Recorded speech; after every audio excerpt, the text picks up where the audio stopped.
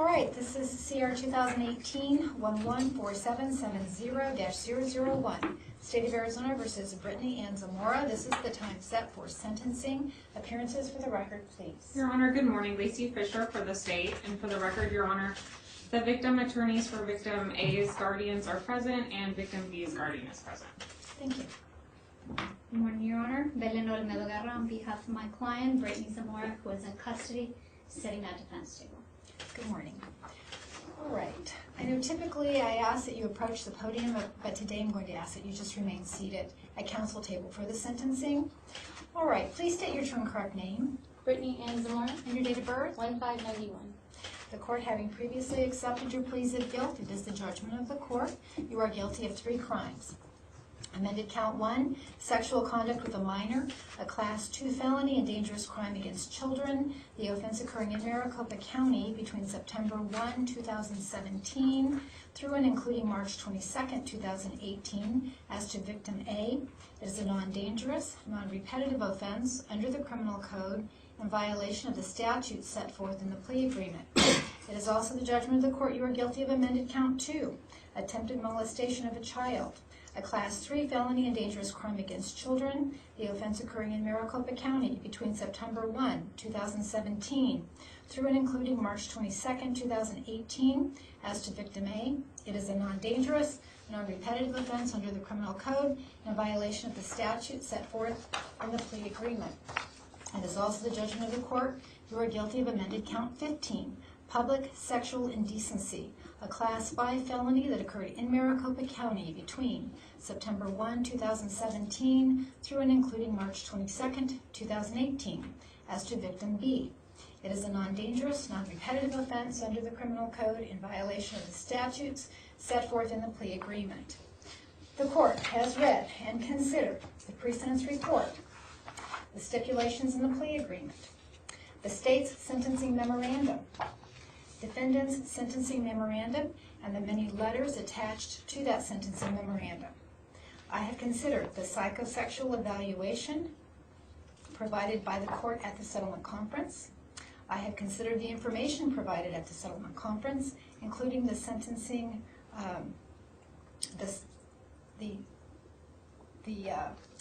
settlement conference memorandum, that was provided at the settlement conference, and the deviation request submitted to the state by defendant. And finally, I have considered the sentencing memorandum for the victim impact statement for victim A that was provided to the court. You have been in custody 478 days. Does that sound correct? Yes. All right. From the state. Your Honor, first, victim A's father's representative, Ross Richelsoff, would like to address the court. Yes. Unless Mr. Osborne would like to go first. Actually, we made an arrangement that I would go first. Thank you. Please come forward.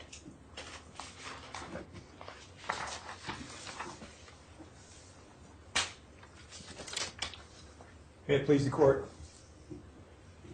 Brittany Zamora, I represent the mother of victim A, known as Joe in this case, and she's asked me to read this to you, her thoughts and what your acts have caused that. I feel that my son, victim A, has been severely physically, mentally, and emotionally affected by this traumatic experience. Brittany Zamora betrayed our trust. You betrayed our trust and changed my son forever. Before, he was an innocent child, and now you stole his innocence from him. Now he feels he's older than what he is, but he is not. He's still a boy.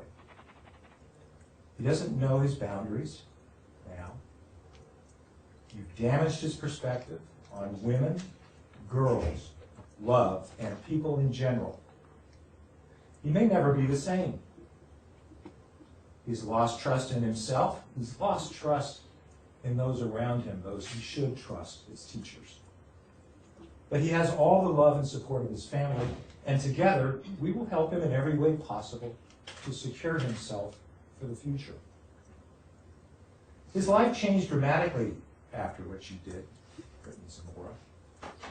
And he's having a hard time dealing with these changes of school, changes of location, geography, friends, and sports. Not to mention having a hard time dealing with cruel kids gossiping about him, social media gossiping about him. He can't sleep at night. His thoughts wander. He remembers what happened and how it affected him, and now how it's affected his family as well. It makes him angry. He doesn't know who he is anymore, and he's trying to find himself again. He gets a lot of headaches. He's depressed on almost a daily basis. He sleeps on and off during the day. He's stressed, anxious.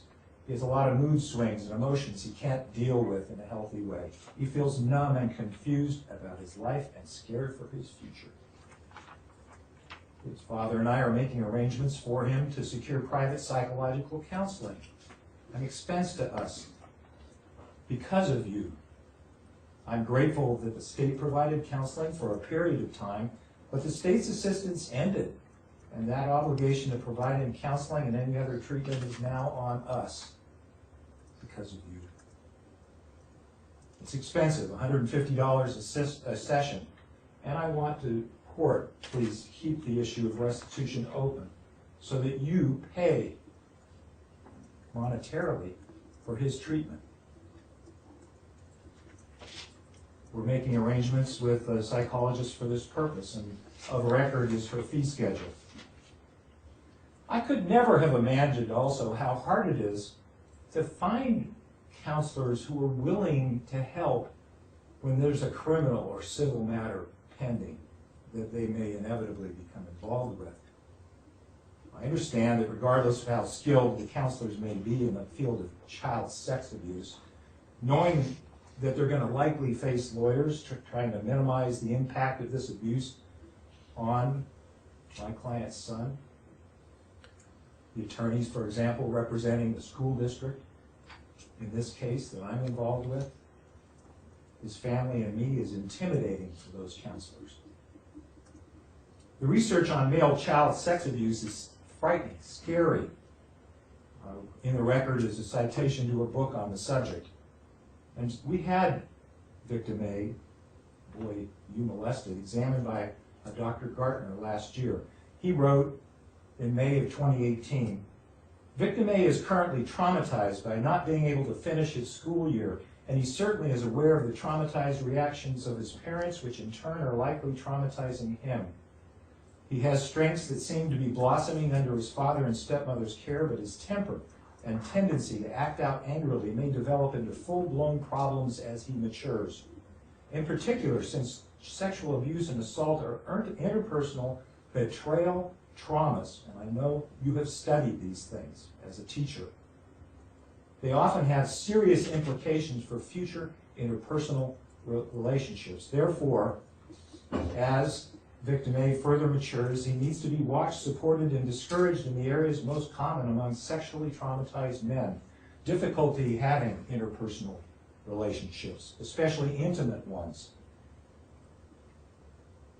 Aggressive acting out when he loses his temper. Defiance against authority.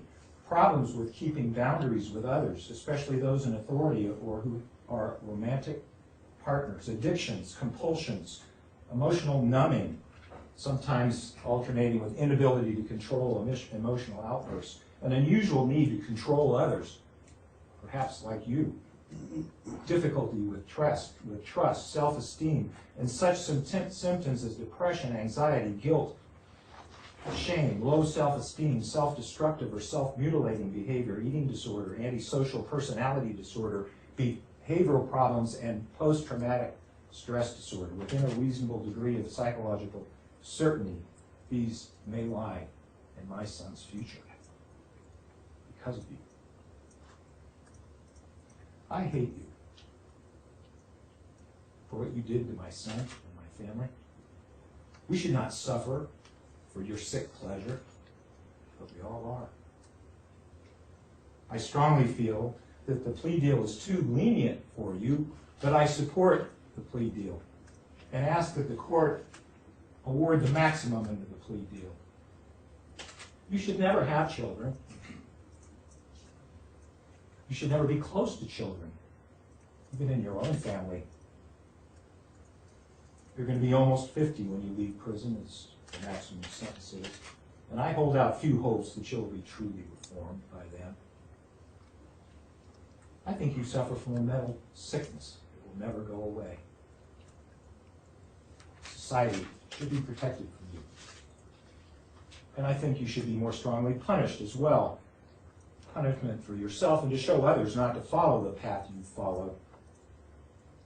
I'm also angry at those who say that they think abuse like this of a woman on a young man is somehow less serious because it happened to a boy and not a girl.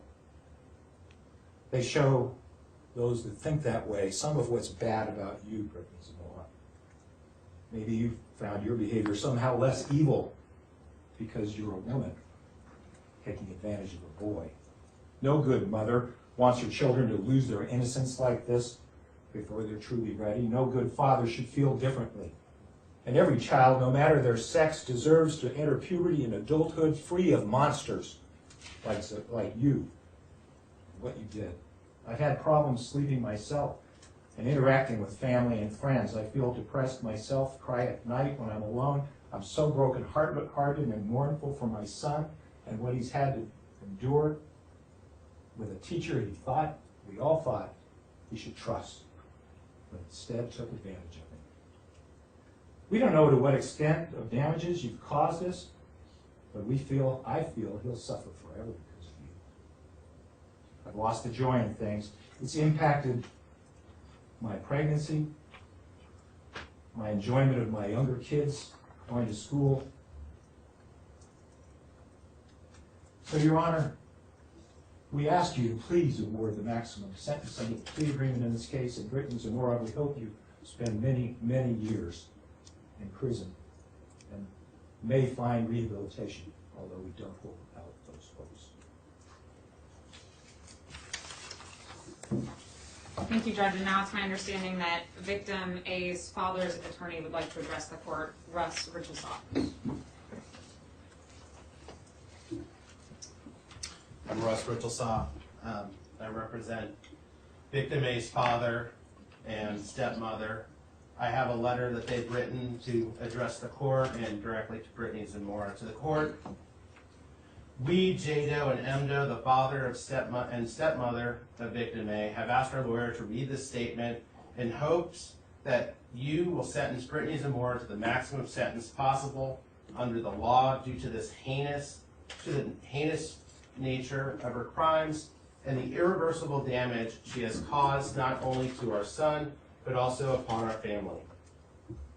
While we appreciate the efforts undertaken by the state to resolve this matter, we do not believe any prison sentence is long enough.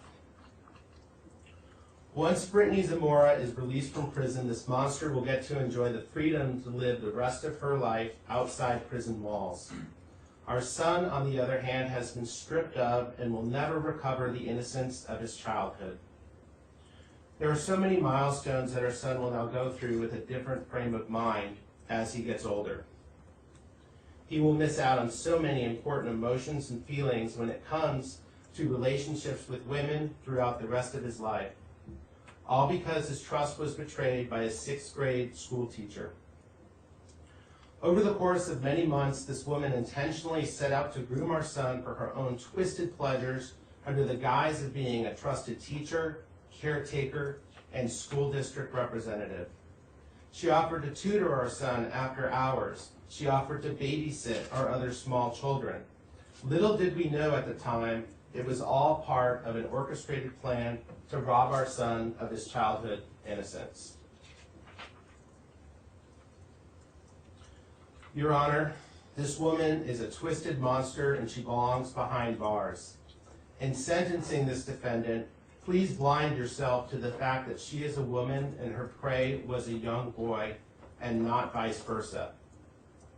If the genders were reversed in this situation, there can be no doubt that this defendant would more likely than not face a sentence closer to life behind bars than a sentence where she has the possibility of being released at a young enough age where she may still have a child of her own. This monster cannot be trusted around any children at all, period. She preys on the innocence of children. She knows how to manipulate and gain the trust of others around her with only a grotesque and disturbing agenda in mind. She is a disgusting human being who deserves no less than the punishment of spending the rest of her days in prison, which is the same time frame that we will have to endure the damage she has caused our son and our family. To Brittany Zamora, this is from a client's father. I hope you spend every waking moment in your prison cell thinking about the horrendous crime that you committed that got you behind bars. You stripped everything from my son, and now you will spend the rest of your youth and much of your adulthood in jail. You will be a registered sex offender. You will never work with children again in your entire life, let alone be any kind of teacher. I pray that you never have the blessing to have your own child. Know that you have brought nothing but disgrace and turmoil to your new husband and your own family with your vile and disgusting behavior. I hope you rot in your prison cell for at least the next 236,520 hours, and you spend every one of those hours praying for forgiveness for the horror and pain that you have caused us.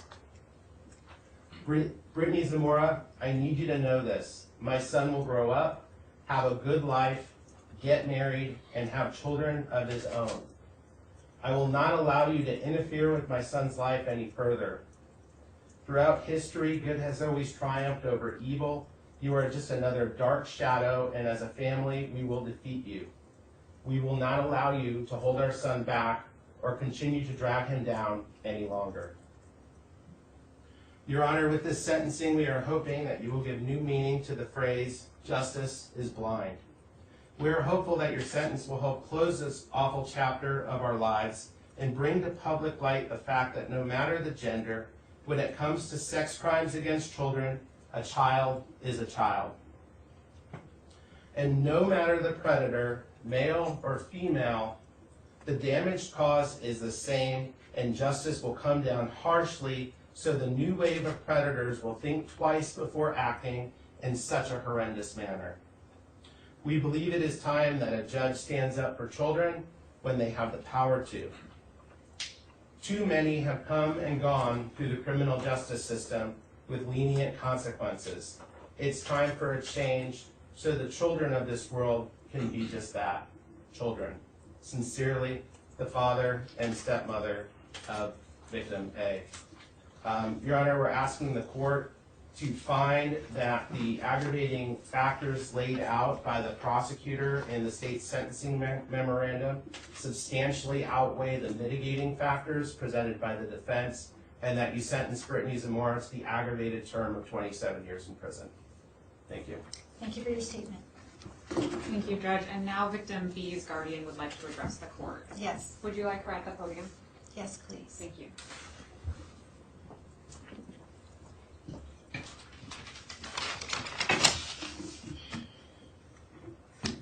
Your name, please. Adultaholic. I am here today in place for my family and my son, who at the time of this crime was only 11 years old. He is a straight-A student who loves school. He is a kid that lights up the room with positivity.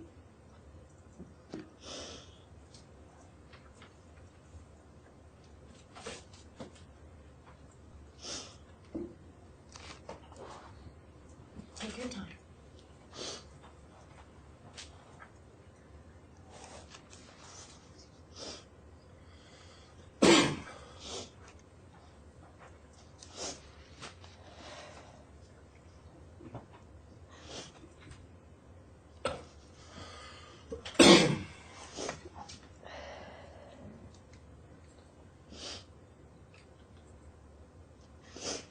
You can't help but want to be his friend. During a time of 6th grade, in Miss Zamora's class, I started to notice a change in him. He wasn't that happy kid anymore. He became quiet and distant. When I found out of the disgusting things that my son witnessed at school, a place that every parent trusts to drop their child off every day, is when I realized why he changed. He witnessed sexual acts between Miss Zamora and the other victim that no child should ever have to encounter. At times he was told to be a lookout. He felt so uncomfortable that he removed himself the second time. Instead of teaching subjects like math and English, she showed him pictures and asked him about his private parts. She tried to groom my child into believing that this behavior was okay. We tell our children to listen to their teachers, and Miss Zamora used her position as a teacher to keep my son quiet by telling him that she would be thrown in jail if her secret got out. She knew this was wrong. She's a true definition of a child predator. Miss Zamora starts a friendship with these boys and gains their trust and then lures them in for her own sick sexual desires.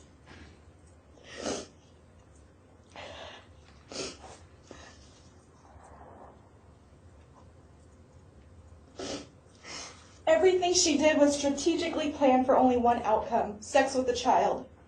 This has affected our family and my son deeply, and we're trying to make sure that he can still enjoy a normal childhood. As adults, you grow to become the person you are because of childhood experiences and memories. I pray every day that this does not have a lifelong effect on my son. An example needs to be made of Brittany Zamora. She is a woman of position and power and used it to molest a child. She's a pedophile and is no different than if a man were sitting in her place right now. If she had not got caught, how many more children would have been hurt by her?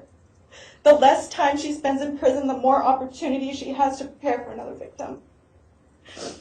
Brittany Zamora, you hurt my family. You created a horrible time frame in my son's childhood that he'll never forget nor can change. Because this crime is going to be a lifelong battle for our boys, you deserve the maximum sentencing. Let this sink into your head, Brittany. Your mind is foul, your heart is ugly, and you disgust me. You should be embarrassed and ashamed of yourself. You deserve to leave prison at an age where you cannot bear children of your own. You deserve to spend the next 27 Christmases alone, the next 27 birthdays alone in your cell with no family and no friends to comfort you. Brittany Zamora, your secret is out. The world knows you are a child molester. And while you sit in your cell and think that maybe things will get better, they won't. You are forever labeled a child molester, and everyone hates a child molester.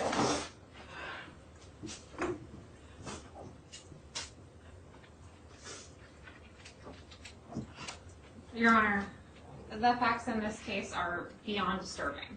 They're truly, truly shocking. These are children that we're talking about, 6th graders, a 13-year-old and an 11-year-old.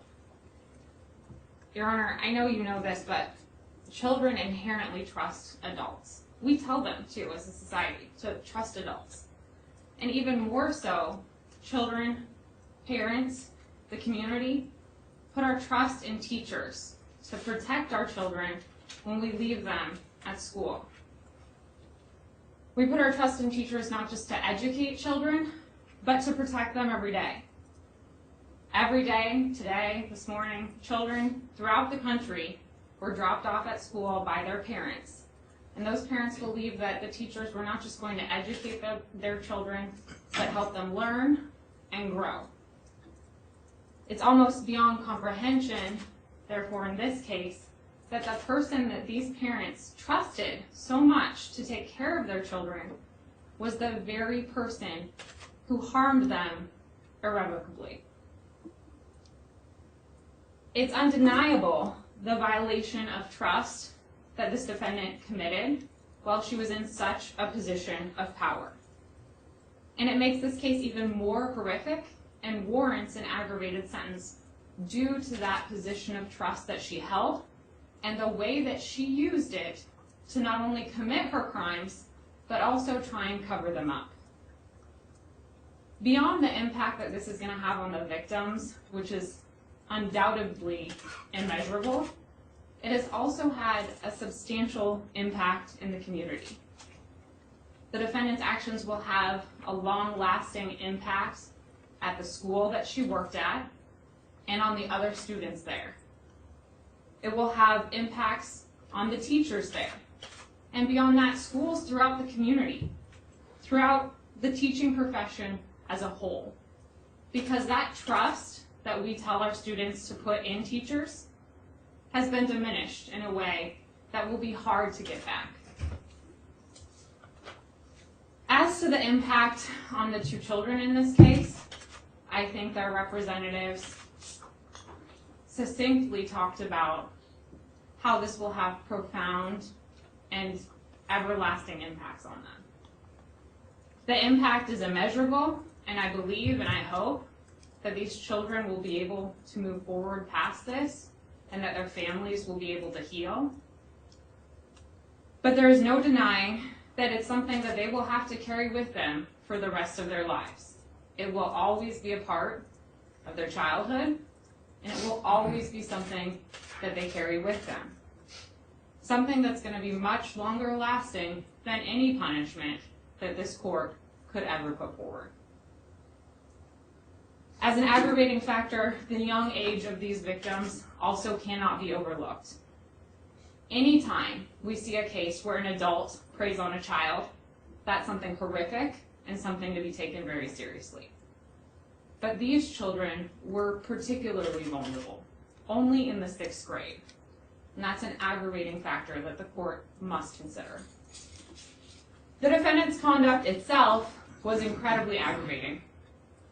The defense in their mitigation wrote, and I quote, "Brittany is a good person who made a mistake." Judge, this was not a mistake. This was not a momentary lapse in judgment or a singular incident. These were repeated choices over months.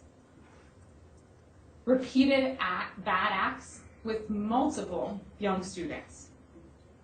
The defendant chose to engage in sexual intercourse with victim A on multiple occasions, in her classroom, outside of the classroom, picking him up from his grandparents' home. Make no mistake about it. This was not a spur-of-the-moment thing. This was not a one-time drunken incident, nor was this someone who just got caught up in the moment. These were planned, repeated bad acts. And while I recognize that the defendant accepted a plea, and that is part of a mitigation factor of acceptance of responsibility, I think that's significantly diminished when they characterized what she did as some sort of mistake, because it was anything but a mistake. Not only had the defendant been planning these acts for months, which is evidence from the text message conversations that she had with these children, but it's also evidence afterwards when she took extreme lengths to try and cover up what she did. Everything from telling these children not to tell on her, not to come forward, to harassing the victim's family afterwards, begging them not to go to the police. Her attempts to cover up the crime are an aggravating factor that the court should consider. Finally, again, Your Honor, as I noted, while acceptance of responsibility as well as the defendant's family support and young age are recognized mitigating factors, I think it's important to note that the only reason the defendant was caught and is sitting here today is because victim A's parents were monitoring his cell phone.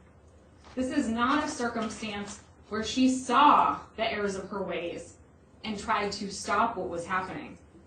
In fact, it was the exact opposite.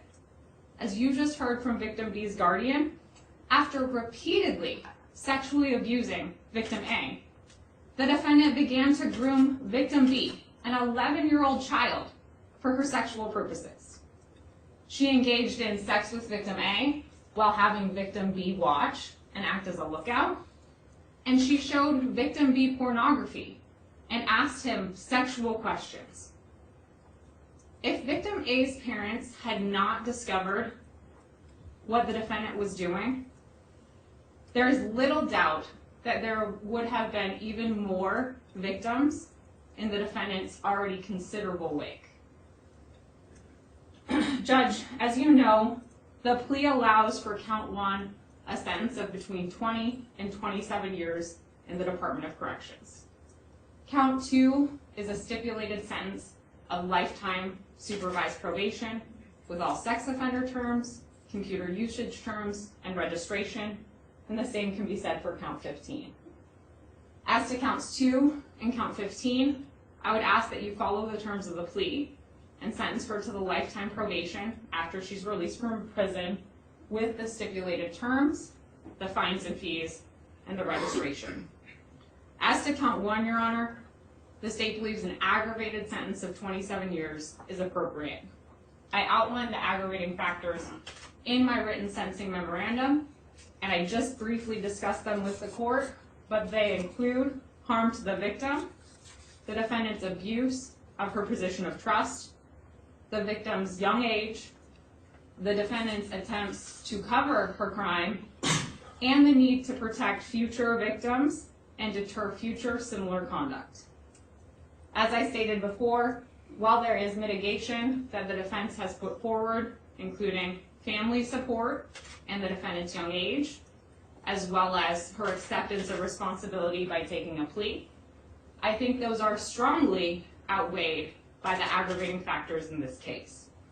While the state does not dispute that taking a plea signals acceptance of responsibility, the message that defense has sent through their sentencing memoranda minimizes that.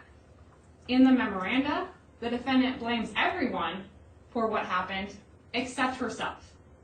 She in fact goes so far as to blame victim A for his, quote, sexual advances that she could not turn down. She blames the school and the principal for what are in actuality her bad actions. Your Honor, given all of the factors that I've outlined, 27 years in the Department of Corrections is the appropriate sentence in this case. I would ask that the court retain jurisdiction over restitution for both victims. Thank you, Judge. For what period of time? The court was contemplating 750 days. Do you believe longer than that is necessary? I believe 750 days is sufficient. If the parties need more time or the victims need more time after that, they can notify the court. Okay, thank you.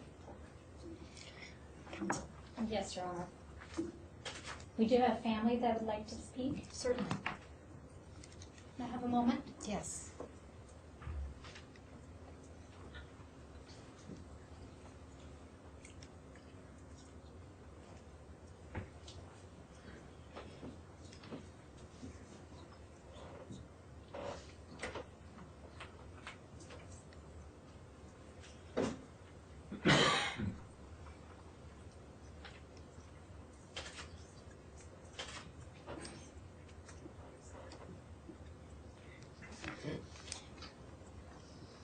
Please start by telling us your name. Darlene. I'm sorry, what is your name? Darlene. Good morning, Judge. My name is Darlene, and I am proud to say that I am Brittany's mother. I stand here in front of you today, Your Honor, to represent Brittany's brothers, sister, cousin, husband, family, and friends, many of which would like to stand and speak to you directly themselves. However, given the publicity of this case with the high media coverage, it puts not only their jobs but also their families at risk also to do so. Yes, Brittany is remorseful. Is she a monster? Or are the people, their followers, and the media? Her father abandoned her for his pregnant mistress when Brittany was 13 years old. Within months after that, Brittany was told that I myself had multiple sclerosis. Brittany then began to not only help me and learn to administer my shots at the time, Brittany also began trying to be so grown up, and I believe she became confused. Her self-esteem faltered, her self-worth. Her idol, her dad, left her with no explanation. He denied Brittany was his daughter when questioned by the media, stating he was her father's brother and that her father had died. Throughout her teen years, she began working part-time at first, then into full-time, as she also threw herself into her studies. She never was one to party, drink, or smoke. She wanted to prove to herself that she was worthy of something. She earned her bachelor's degrees with many honors and 4.0. Brittany married her best friend, and then she continued to earn her master's degree again with a 4.0. Intelligently, she excelled. Emotionally, she lost her teen years and a part of herself. Even though inside she was personally suffering, she did nothing but give all of herself to others, always there for those in need. Brittany was never the person whom had to have the latest fashion. She was very frugal and appreciated anything she had and worked very hard to accomplish being the beautiful human being that she is. Her risk assessment proved she would never be at risk for this offense again, that she needed counseling. So let's not forget the term rehabilitate. I do believe due to the media coverage, she has been given an unfair advantage by preconceived ideas to the public. Brittany has been the sunshine in so many people's lives. She led many events for school. She was Teacher of the Word of the Year, Prom Queen, as well as she organized many charity events, such as the MS Walk. She had t-shirts made for the events, Autism Walk, Heart Health Walk, and many others. Her thoughts and actions were always to help others. Even her time here in jail, she was helping others to learn in order for them to pass their test. She held Bible study group every AM. She got the girls up exercising a few times a week. She's been well liked and appreciated for all she has done to help others. Her compassion is beyond words. She cared so much for others in any aspect they needed: shoes, clothes, organizing and forming special teams. Your Honor, I respect you, your authority, and your decisions. Please understand, this is not a monster. She is a beautiful person with the kindest heart ever. Hopefully you can see through her characteristics, letters, and the true person she is.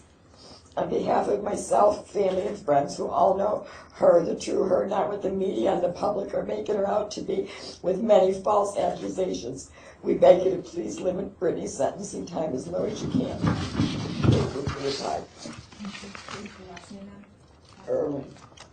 IRWAN.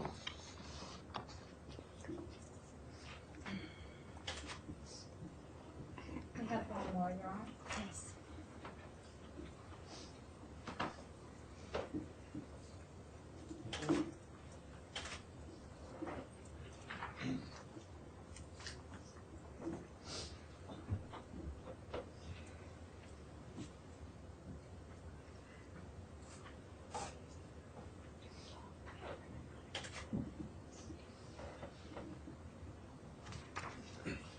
Please start by telling us your name. My name is Chris Barnum. Good morning, Your Honor. I first met Brittany when she was 14 years old and have been a part of her and her family's life ever since. This was a very difficult and tumultuous time in her life. If facing all the challenges of becoming an adolescent wasn't enough for Brittany, she had her strength tested to its fullest capacity when her father had an affair, cheated on her mother, resulting in a subsequent divorce shortly thereafter. This had tragic consequences on Brittany as she was suddenly thrust into regression, having to try to comprehend the inconceivable act that her father had committed and to make sense of the destruction of her world in its wake. Not only did she lose her faith and trust in humanity, she had lost her best friend, her advisor, and her security. She lost her self-worth and her self-esteem. She poured herself into her schoolwork and studied feverishly way into the night, just to keep herself busy and her mind occupied. It was a constant effort for her to keep herself from having to face the harsh reality of the emotional scarring going on within her from the breakup and loss of her father. And to make it worse, he made little or no attempt to contact her. And even when he did, it was sparingly and only with his new girlfriend and their baby along for the visit. This only occurred for the first few years, and then she was totally abandoned by him. Brittany became withdrawn and depressed, but always tried to put on a smile and on her face, hiding her suffering inside. I believe that a part of Brittany died when she lost her father. And out of denial, her spirit froze in time, and inside, she wanted to be that 13-year-old girl forever.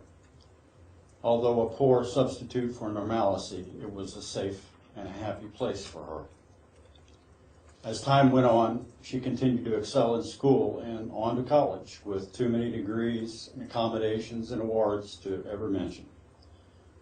Despite the crippling effects of an anguished heart, she met a man that she loved and married. Besides being there for him and her family, she was a rising star in a successful teaching career that finally gave her some traction and fulfillment. Even with all of that, she found time to coach girls volleyball, girls basketball, and donate to the less fortunate. Even worked in a soup kitchen on the holidays. If the cause of justice is to exact fairness according to the balance of moral rightness, then I believe a person's total core value should be a mitigating factor when we as flawed humans ourselves decide the fate of another human being. The person you see before you here today, Brittany, is a loving, caring, compassionate woman that has an emotional, crippled heart and mind, that has a superhuman ability to succeed, and with determination and dedication and the proper mental and emotional support through rehabilitation, she will be an amazing asset to society. And it would be an epic tragedy to just throw away this beautiful life. In all humility, I stand here in desperation, pleading for latitude and leniency to whatever extent you have in your heart. I ask that Brittany be evaluated by her spiritual and core values as a person. I ask that even though a frenzied media, hungry for a story, and an angry mob of people spurred on by the sensationalism, stand ready to scourge their victim, that you will take a moment to find compassion and understanding in your heart and make a decision that is fair and humane in the eyes of God. I ask for the court to guide her with care and love instead of imposing a harsher sentence of more prison time. Yes, I am a Buddhist, and I truly believe in karma for our thoughts and actions, and the need to accept our part in extending a hand out to help others elevate their consciousness with understanding and compassion. Thank you, Your Honor, for your time and patience. May God bless you always. Thank you, sir.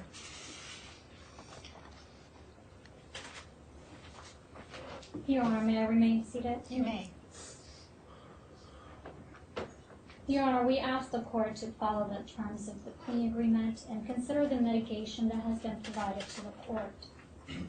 We ask the court to sentence Brittany Zamora to 20 years in the Department of Corrections, followed by 2 lifetime probation terms. This court presided over the settlement conference and has the materials as the court already enumerated. In addition, the court is in possession of all the sentencing materials provided by defense. However, I'd like to highlight a few things for the court.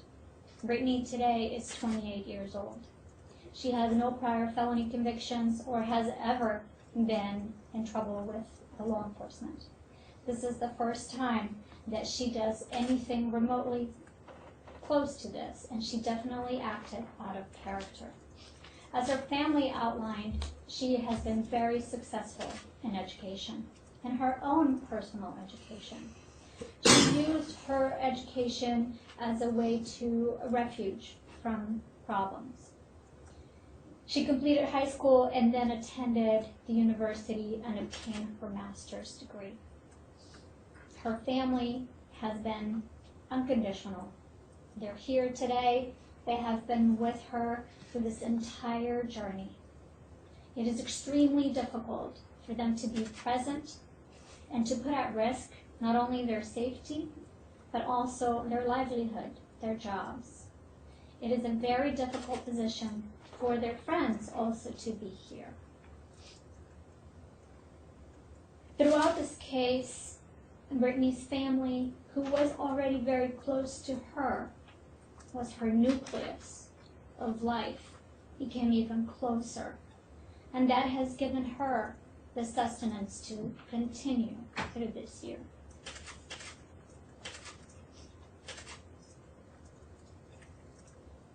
The court is in possession of all the character letters from her family. I had to go through each letter and remove their addresses, phone numbers, and all the identifying information.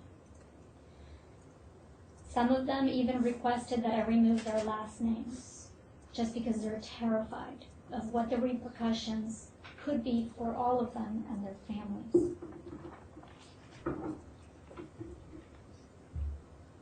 As Darlene mentioned, a lot of family members wanted to speak, but they sent Darlene and Chris as their ambassador on their behalf.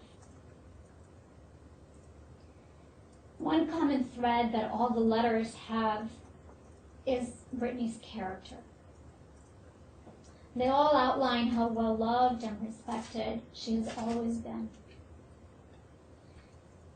When Brittany's already absentee father left, she was 13 and became a leader in her household.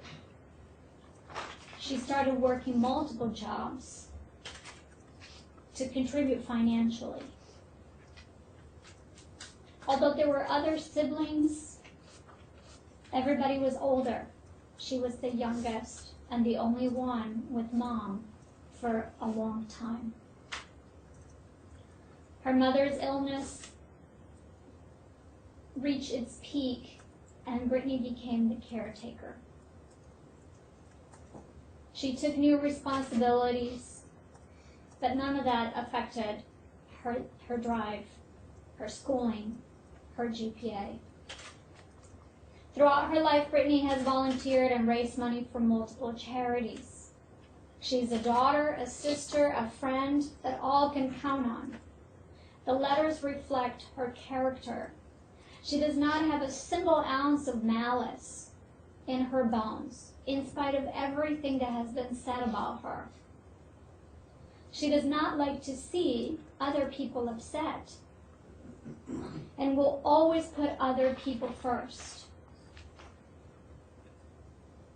During this case, as her attorney, I recruited mitigation specialist, data analyst, and psychologist to conduct research and develop mitigation. Everything has been provided to the court. The data research revealed strong data, and it was presented to the state in an effort to reduce the original plea, but it was not successful. The mitigation was also developed, but it did not make a difference for the state. A psychologist conducted a psychosexual evaluation that included a polygraph, which is called a lie detector test.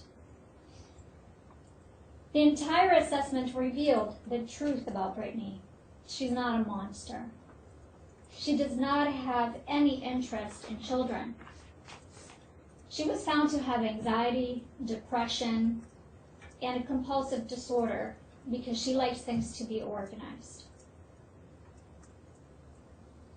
Although the headlines in the media have misled the public about her true nature, there was not a plan. She did not plan this. And I do stand by my statement that she did make mistakes.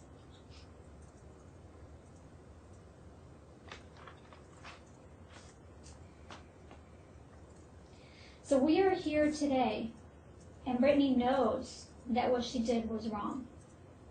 She does know, and she does accept it. The court has the power to weigh and balance the mitigation versus the aggravation presented by the state. She took a plea without knowing exactly what she was going to get, other than a significant range that is 20 to 27 years. That cannot be discredited. She's a great candidate for rehabilitation. She wants to change her life, and she already started that. She relinquished her teaching certificate. She's never going to teach again. She has made other plans to go back to school. She's going to be one of those people that will be learning for the rest of her life. She wants to earn another degree, develop another career, and start over. We understand the state's recommendation, the victims' attorney's recommendation, the victims' guardians, and parents.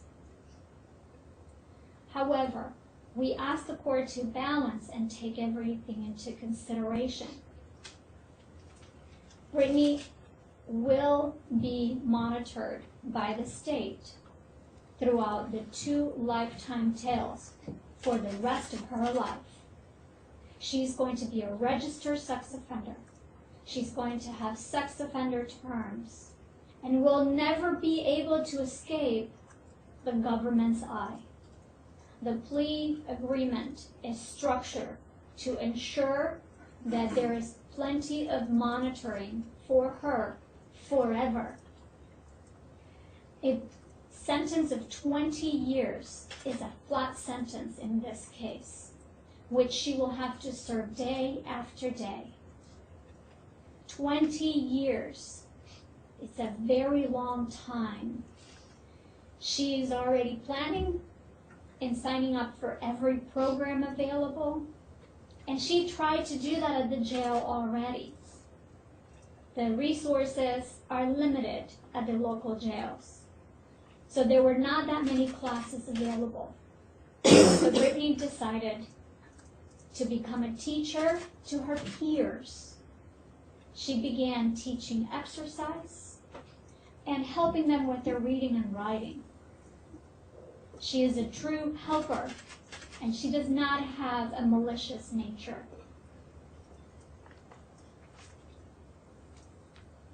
The pre-sentence report also has taken everything into consideration.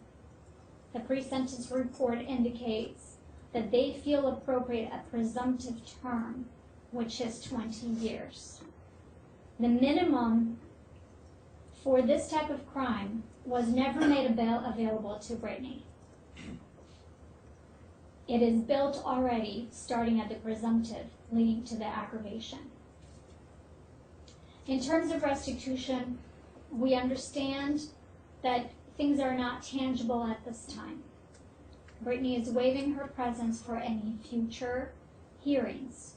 However, we ask the court to take note, although there will be no decisions made today in that regard, but there has been a settlement agreement reached in the civil aspect between Brittany Zamora and her husband's homeowner's insurance. They have already paid a civil claim. In addition, there is a $2.5 million claim that is still outstanding between the victims and their attorneys and the school district. We ask the court to take everything into consideration today and ask the court to use its power to weigh and balance everything today. Brittany is a good member of our society, and punishment of 20 years is ample.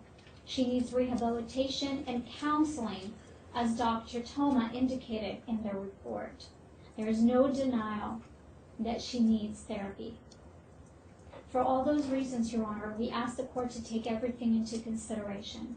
And in addition, we ask the court to give her credit for her time served. Ms. Zamora, would you like to say something? May she remain seated? Yes.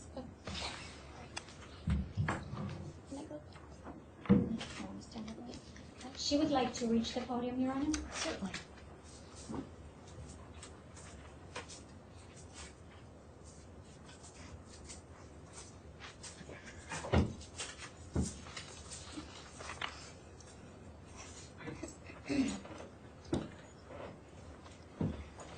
Good morning, Your Honor. I want to start off by apologizing to the victim and his family. I'm sorry for any undue stress or pain that I may have caused. I'm ashamed of my actions and am completely remorseful and truly regret what took place. I'm known to be a responsible, caring, happy, and thoughtful person. My actions were completely out of character for me. As an adult and teacher, I am meant to set an example, and I did not follow according to that expectation. Prior to this incident, I have been an amazing teacher and citizen. I started programs while teaching to help stop bullying, teach girls about nutrition, fitness, create fundraisers to help with autism, and help families in need. Fill 25 plus desks with school supplies each year, and even won Teacher of the Year in 2016. As far as a citizen goes, I've lived my life respecting and trying to obey every law. I am not a threat to society by any means. On the contrary, I have tried to help our society as much as I can. This includes helping out the homeless, volunteering for the city, and giving time to assist with church programs. Over the past 16 months, I have grown within my faith, and that has helped me not only get through each day, but has led me to reflect on how sincerely I took life for granted. A life that I have been working so hard to set up for a successful and bountiful future. I would do anything to re-enter society sooner for a second chance. This sentencing is not only taking decades of my own life and experiences away, but those of my loved ones as well. My family knows who I am and my heart, so it is just as hard on them. Therefore, I would also like to apologize to them. As stated earlier, I never want to hurt anyone, and it tears me apart to know that I have, and I'm deeply sorry.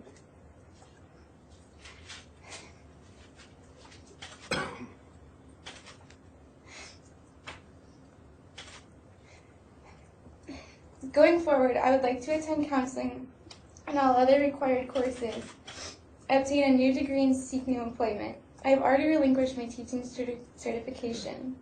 My hope is to rejoin society a better and more grateful person. I have an incredible support system and know they will all be there for me every step of the way. Your Honor, I know the state did not take my mitigation and assessments into consideration, but I hope you can.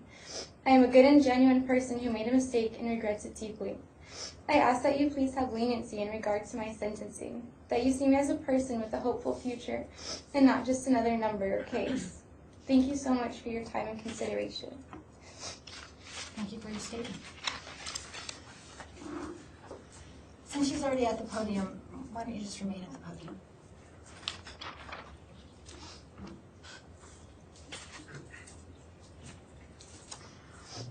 All right, the court has considered the nature and circumstances of the offenses. The court has identified aggravating and mitigating circumstances and weighed and balanced those circumstances. As aggravation, the court finds the defendant's conduct caused physical, emotional, and financial harm to the victims. There were multiple victims. The defendant violated and abused a position of trust. I find the circumstances of the offenses to be especially aggravating, and the fact that these events occurred over a period of time. I also find as aggravation the defendant's efforts to conceal her conduct from others. As mitigation, the court finds the defendant did accept responsibility by pleading guilty. She has expressed her remorse. She has no prior criminal history. I've considered her age. I've considered the difficulties she experienced while growing up, as described by her mother and in all of the reports I have read. I have considered her character, as described in all of the documents I have read, and the accomplishments and achievements that she was able to complete prior to these events. I find that she has community support, she has family support. I have also considered the information in the risk assessment, and that includes some mental health issues as described by her attorney.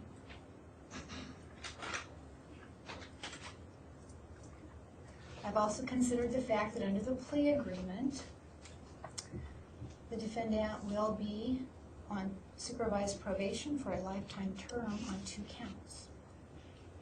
So, after weighing and balancing all of these factors, the court finds the stipulations in the plea agreement are appropriate. I'm going to order that the defendant register as a sex offender as to all 3 counts. I'm going to order that restitution remain open on all 3 counts for a period of 750 days. For amended count 1, the court finds that the presumptive term is appropriate, so it is ordered the defendant be incarcerated in the Department of Corrections for 20 calendar years with credit for 478 days of pre-sentence credit. As to amended count 2 and amended count 15, it is ordered suspending the imposition of sentence and placing the defendant on supervised probation for a lifetime term to begin upon physical release from the Department of Corrections. The terms and conditions of probation are in writing. You will have an opportunity to read and sign those terms shortly. When you sign the terms of probation, it indicates to the court you understand and will follow those terms. If you do not follow those terms, you could be returned to court and found in violation. Your probation could be revoked, and you could be sent back to prison for the maximum term provided by law for each of these offenses for counts 2 and 15 as amended. Do you understand? Yes. You are to follow all of the standard terms and conditions of probation. In addition, you are to have no contact with any victim. You are not to return to the scene of the crime. You are to follow the sex offender terms of probation and the computer usage terms of probation. As financial assessments, there will be a $20 probation assessment on amended count 15. All other financial assessments will be on count 2. There will be a $500 sexual assault assessment, a $65 per month probation service fee, a $250 sex offender registration fee, a $20 probation assessment, a $2 victim rights assessment, a $50 address confidentiality assessment, a $20 time payment fee, and a $13 criminal penalty payable to the Goodyear Police Department.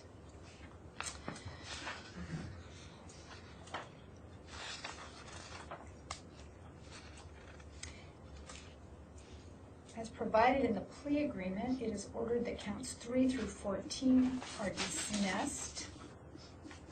Do you have any questions about any aspect of your sentence? No. You have 90 days from today to file a notice of post-conviction relief with this court.